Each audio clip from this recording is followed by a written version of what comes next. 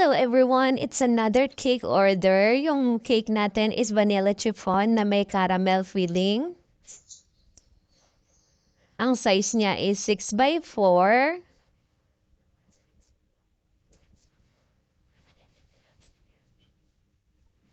Ayan, first coating lang natin siya para mawala yung mga crumbs ng cake natin. Ang kanyang color is 3 shades of green. Mint green, light green, tsaka dark green ang kanyang color. Napakasimple lang din ng design na request ni ma'am. Tapos wala tayong ilalagay na name, ng age, ng anything sa top ng cake or sa board. As is yung cake design lang niya. Napakasimple lang niya and cute. So, ayan na siya dyan. Nilalagyan ko lang ng another color yung ating whipping cream.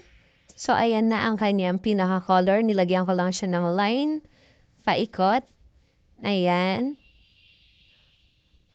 Tapos, ayan na ang kanyang finished look.